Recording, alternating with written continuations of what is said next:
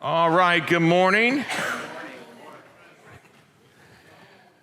So we are continuing our series. Today we're going to look at the third part of the book of Ruth, and we've been focusing more on the ladies. It's been more difficult for me because I don't know anything about women, and I listen. You know, in the first service today, Beth came up to me, and Beth said, girls just notice everything. I said, what do you mean? She said, well, there's this little girl she knows, and she'd looked up at this tree in the yard that had been beautiful, and all the leaves fell off of it. And she said, oh, no. I never did that. I have looked at the leaves in my yard and gone, oh, no. We're going through a series on the Ruth, and today we're going to look at the part where Ruth proposes to Boaz. Woman proposes to a man, which is kind of unusual. There's a lot of unusual stuff in this story. It begins, if you remember, with the story of a family, and they're going through a famine in Bethlehem, which is ironic because Bethlehem means house of bread, the bread basket of Israel, and there's famine. And so the husband makes a bad decision and decides to take his family to Moab, which is listed in the Bible as the wash basin of the area. Not a good place to take your family. And then when he's there, Elimelech, he dies, and his two sons that he brought with him dies, and so his widow is left and his sons' widows. And so they return to Bethlehem. We looked at the second week last week. And Naomi and Ruth come back to Bethlehem. The other daughter goes back home to Moab. And Naomi and Ruth wind up in Bethlehem, and they have very little. They don't have much money. They're trying to survive. And so Ruth, being the go-getter she is, goes out in the field and starts gleaning to try to earn some food. And so she's working hard, and she just so happens to go to the field of a relative, which, often happens, I think, if you're following God. God works behind the scenes to put you in the right place at the right time, probably more than we know. And so things go really well between Ruth and Boaz, the guy that owns the field, who's a very noble, honorable guy, and they kind of hit it off. They like each other, and if I could modernize it, I would say it this way. The sparks were flying. He made her laugh. She made him feel special. There wasn't any awkward silences. They started finishing each other's sentences. They both had butterflies. But then Boaz is gone, and he ghosts her. No follow-up phone call, no checking on her to see if she made it home okay.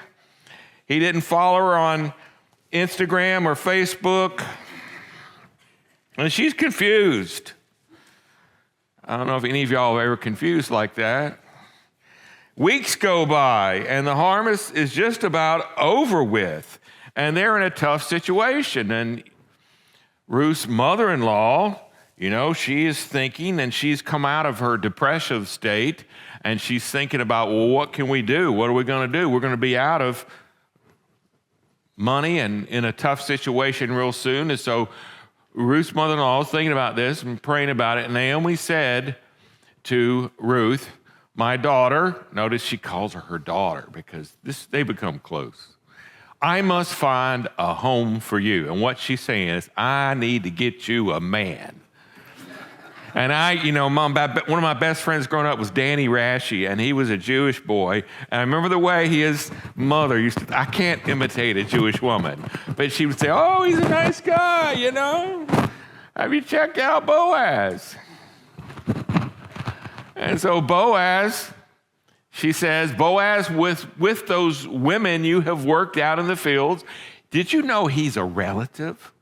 Not only is he a good guy, and not only did y'all hit it off, but he's like a relative of ours. She doesn't say kinsman redeemer. She says relative.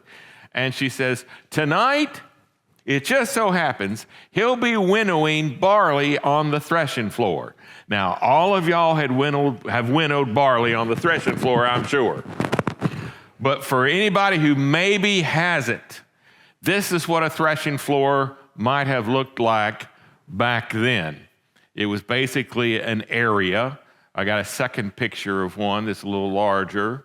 And they would take the sheaves, the packages of wheat or barley, they'd put them on this hard rock flooring, they'd hit it with sticks, separate the seed from the chaff, and then they'd take like pitchforks, and in the afternoon when the wind was rising, they'd throw it up in the air, and the seed would come back, and the stuff that they couldn't use would blow away, and it was the way they kind of found out how much they made that year. It was the end of the harvest, and this was like a payday party. I don't know if you've ever seen that show about the people who were mining in Alaska, and after weeks and weeks and months, they get all the gold together and weigh it, see how much they got. Well, this is what was going on. They were finding out how much. And the people who worked for him would get paid probably in seed. And so the mother-in-law knows this is going to happen. This is the kind of thing the guys do every year. And so she says to Ruth, I got a plan. First of all, wash, which is a good idea. The last time she saw him, she probably was disarrayed. She probably had been sweating all the time. She had dirt under her fingernails. She didn't look so nice. And so she says, wash. And then she says also, get perfume and put some perfume and get dressed in your best clothes. And so she puts on maybe some olive oil that's scented. She takes off her mourning outfit. We often, when we go to funerals, wear black. Well, back then in their culture, if your husband died, you did that for an extended period of time.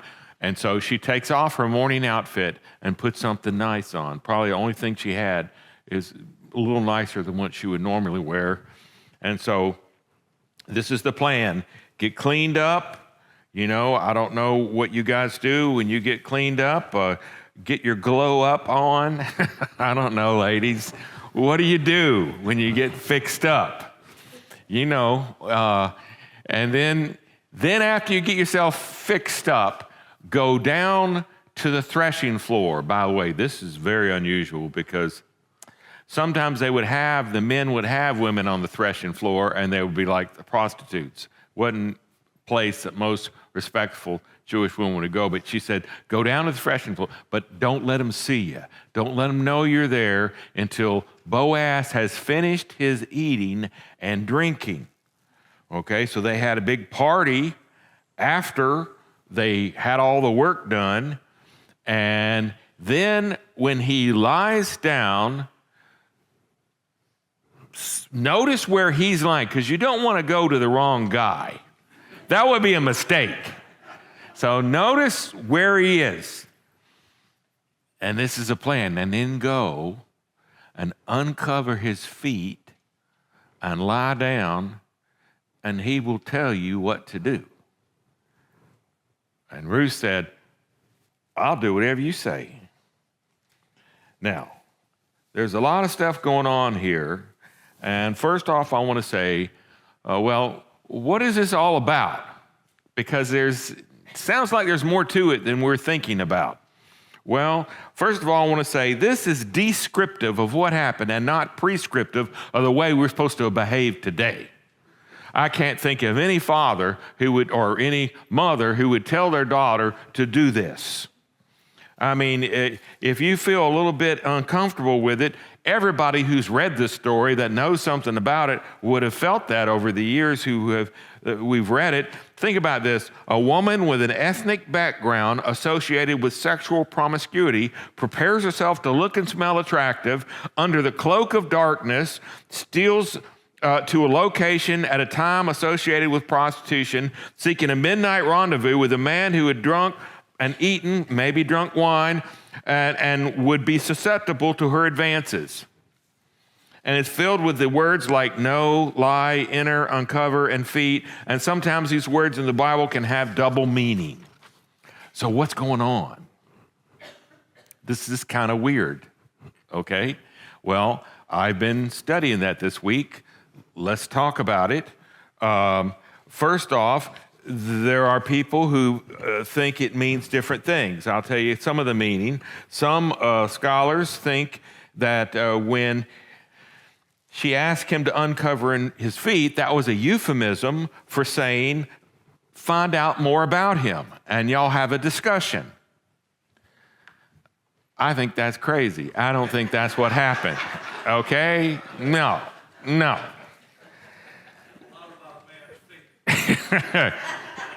Secondly, and I don't know how to say it, some scholars think, well, it's a euphemism for sleeping with her, having sexual relations. I don't think that's it. And I'll talk about that in a minute, why I don't think it's that. But they would say that. And then another idea, which I do think is the right idea, is exactly what it says. She uncovered his feet so that he might wake up not long after. Now, I tried this myself this week. It was kind of cool outside, and we had the window open, and I had the ceiling fan on, and I just was going to sleep, and I said, well, I'm going to uncover my feet and see if it wakes me up. It woke me up. And then I tried it with Sharon, but she did not like it. She said, what are you doing? Cover my feet up. And so, she uncovered his feet to wake him up. Now, we don't have too many young people here today. We have some. But sometimes people will read this and they think about, well, what does the Bible teach about people before they get married? The Bible teaches that you save that part of your life until you are married. I don't care if a lot of people move in together before they get married. It's very common today. Listen, if you want what everybody gets, you do what everybody does, okay? The Bible teaches don't do that. And some people might ask, well, how far can you go? Can you kiss somebody before you get married? Well, I'm not going to tell you exactly, but the Song of Solomon says this: daughters of Jerusalem, I charge you, do not arouse or awaken love until it so desires. So you might think of it this way. Suppose you had a snake in your backyard. Let's say it's a water moccasin you found back there.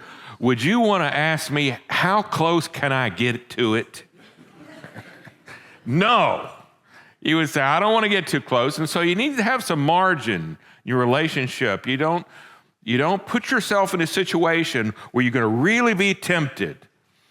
And so somebody might think as they hear this, well, I've messed up and God cannot use me to do his will anymore. Listen, even if you don't get it right, God can still make it right. Okay? And I look at this story and I think, how many things could have gone wrong in this story? It could have gone bad. She could have been sneaking in there and somebody woke up and saw her, would have ruined her reputation. But let's keep going. She went down to the threshing floor and did everything her mother-in-law told her to do. So she's sneaking in there. They're all sleeping.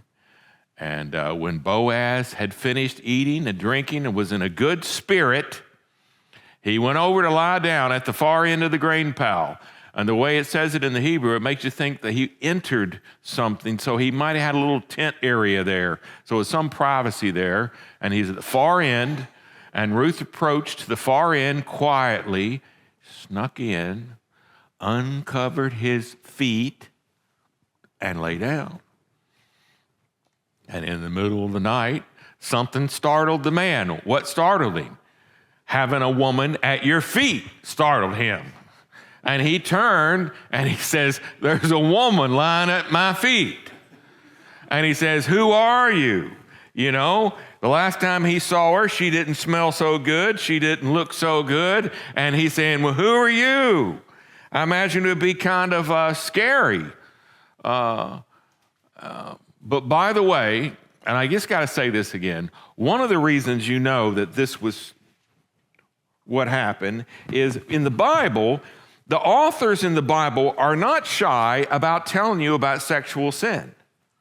There are many places in the Bible that are very clear with even main characters that we look at as heroes in the Bible. We have Judah sinned with Tamar, Abraham sinned with Hagar, his wife's maid, Lot sinned with his daughters, David sinned with Bathsheba, Eli's sons sinned with ladies that came to the tabernacle. These are just a few examples in which the Bible writes in great detail what they did together.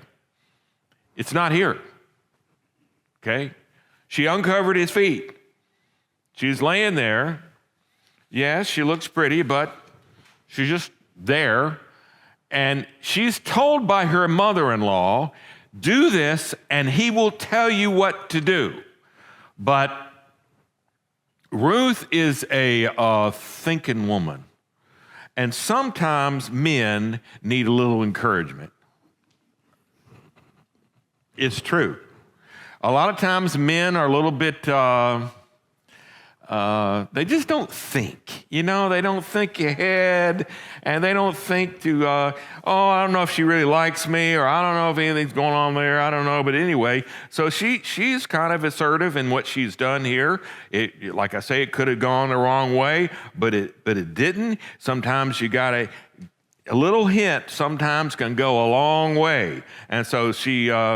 Sometimes men are insecure and they don't think this way, but in this is what happened. And she says to him, spread the corner of your garment over me, since you are a Goel, a guardian redeemer of our family. Now, what does that mean? Well, in their culture, when a man did that, it meant that he was going to marry the woman. And so she's, if not asking him to marry her, she's at least suggesting that she's available to be married. Okay, now you might think, if he really wanted to marry her, why did he not contact her earlier? Why did he not go after her before? Well, if you think it through, when he first met her in the field there, she probably was wearing her mourning black, which kind of made men think she's not available. She's still a mourning. He might have thought that there is a nearer kinsman redeemer than me. And from the way this is written, he's probably a lot older than she is. And in fact, what would have made more sense if he was to honor this kinsman redeemer idea, he wouldn't have married her. Guess who would have married? Naomi. But that's not where the connection is. That's not what's going on here. And so he's probably surprised. He probably would have made more sense to me if Naomi had snuck in, but it's not, it's Ruth. And evidently he had already had feelings for Ruth. And so when she does this, says, hey, do you want to get married? He says, you know, he could have said, what are you doing here? You shouldn't be here. What's going on? Here's what he says. The Lord bless you, my daughter. This kindness is greater than what you showed earlier. Now, what did she show earlier? The earlier kindness is when she decided to stay with her mother-in-law when she could have gone back home.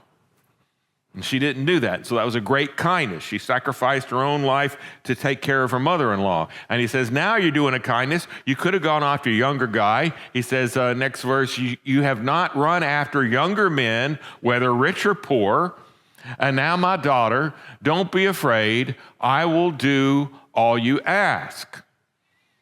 And all the people of my town know that you are a woman of noble character. There's nothing in here that would show you that they slept together that night. They did not.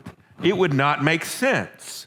He was respectful to her. He was a noble person. And Naomi must have known that. She must have trusted him. She trusted him. Even though he was a guy, she says, this is an honorable man. This is what you do.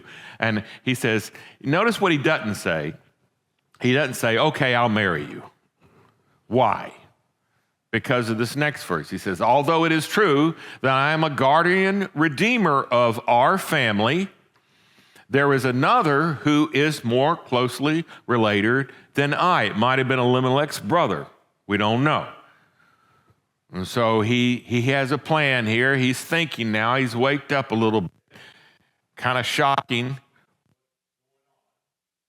He's there, and he says, stay here for the night. Evidently, if she'd have gotten up and walked around much, it would have really risky that somebody was still awake. And so he says, just stay here right now. This story is risky and risque, okay? It's both of those, but it's all honorable. And he says, if you go back to that text one more time, please. He says, and in the morning, if this other guy wants to be your guardian redeemer, good. Let him redeem you. But if he's not willing, as surely as the Lord lives, I will do it, which, by the way, is good for her. It means that she's going to be redeemed no matter which way it goes. But he says, I'm going to first go talk to that guy. And so he says to her, lie here until morning. They do not sleep together. She lies there hiding. He lies there hiding. She lay at his feet, not alongside him. How many of you are married and your husband lays at your feet? Or your wife lays at your feet? That's not the way married couples. Well, I don't want to take that any further. She's at his feet. And then before anybody can be recognized, really early in the morning, 4:30, I don't know, 5, he gets up and he says, no one must know that a woman came here to the threshing floor tonight. And he also said, bring me the shawl you're wearing and hold it out. So she held it out, and when she did so, he poured, the way the Hebrew says, 6 barleys. This was not 50 pounds of barley like she got before. This is maybe 6 handfuls of barley, and placed the bundle on her own, and then he left. He went back to town. So why did he do this? Well, when you redeem somebody, you had to give them something. And so perhaps he knew about Naomi. Perhaps they talked more that's not written here. And he knew that Naomi had done something to help this happen. And so he's given this to Naomi. He's also kind of redeeming her. This is an action that he needed to take. So he gives her this barley, and then he's gone to town. And Ruth sneaks away. Nobody sees her. Nobody sees him. And then Ruth came to her mother-in-law. And Naomi asked, how'd it go? How did it go, my daughter? I mean, she's probably up all night worried about things because she knew that Ruth would be breaking several social taboos. A young woman with an older man, a foreigner and a pillar of society, a poor person and a wealthy landowner. It could have gotten real bad. And the original language here, she says this. She doesn't really say, how did it go, my daughter? She says, whose are you, my daughter? Who are you, or whose are you? And she's wondering, did he claim you? Did he want you? And then she tells her mama everything that happened. She said, everything Boaz did. Listen, that's a good policy, ladies, girls. If you go out with somebody, you should be able to tell your mama everything that happened. Everything. You shouldn't have to hide stuff. You know, this is the relationship she has with her mother-in-law. She told her everything Boaz did and added, he gave me these 6 barleys saying, don't go back to your mother-in-law empty-handed. And Naomi said, all right. Wait, my daughter, until you find out what happens. Now, I know there's nobody like this here, no ladies like this here, but there's some women who like to know exactly what's going to happen, and they want to text and call and check and plan, and if they're on the way home, they're going to text you and let you know they're on the way home. And I'm going to be there in 5 minutes. I'm just letting you know, because in 5 minutes it'll be too late. I need to tell you now. Anyway, Naomi said, wait. Don't do anything else. You've done a lot. Just find out. For this man will not rest until the matter is settled today. Now, next time we're going to look at what happened when he checked out to see if he could marry her. But just for today, there are some lessons here I think that are helpful for us. Lessons from Ruth, just a few. First off, it's often wise to put yourself in the right place to increase the odds of meeting the right person. If you don't want to meet somebody who has bad morals, don't hang out in places where people have bad morals. You're not going to find the right kind of person maybe at the place that you're looking for the right kind of person. You have to find someplace good. I didn't ask anybody to raise their hands, but after the service, Steve Mallory came to me and told me how he met Sherry at the church. I've seen other couples meet at this church and get married afterwards, even though it's a small church. God works in that ways. Secondly, don't overlook those who are right in front of you.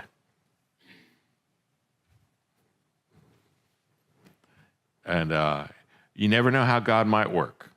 So don't overlook those that are right in front of you. Third, sometimes you may have to go after what you want. Sometimes somebody needs encouragement, words of encouragement. You know, I had started dating Sharon when I was later in life. I was a seminary, and I was, a little older, and I wasn't thinking about getting married, but, I had to be encouraged, and I'm so thankful Sharon encouraged me. She didn't ask me, but she encouraged me, and it made a huge difference in my life. And, and so sometimes you might have to do that. Third, if you want a marriage that honors God in the future, live a life that honors God today. They could have slept together, but they didn't. Made a big difference, I think, in their future. And you might be thinking, as we look at all this, well, Pastor, I've done some things. Well, listen, even if you don't get it right, God can still make it right. Okay? God wants to do things in your life and make you become more than you expect. And I think of this story, and I think of because of Ruth's one decision in the first week we looked at, that decision to leave Moab and return to Bethlehem, because of that one decision, it made a difference in her life. Because of that decision, when Ruth went into the field and met Boaz, and Boaz's decision to go after her and get married to her made a huge difference. And out of this couple, who eventually get married, they have a son named Obed. And Obed is the grandfather of David, who is the great-great-great-grandfather of who? Jesus. It came from this couple. Very unlikely story, but God works in unlikely ways. So don't ever think, well, my life doesn't mean that much, or God's given up on me. God works through people of all kinds in ways that other people think, oh, that won't work out that way. But he is in the redeeming business. In fact, think of Jesus.